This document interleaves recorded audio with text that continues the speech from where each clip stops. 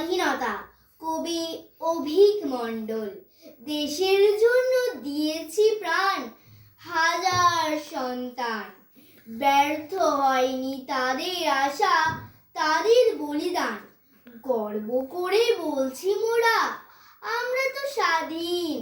বলেছিলাম, বলবো আবার, বলবো চিরদিন। শহীদ যারা, বীর পুরুষের জয়ের মাঝে সব, রক্তে রক্তে লুকিয়ে আছে দেশের গৌরব।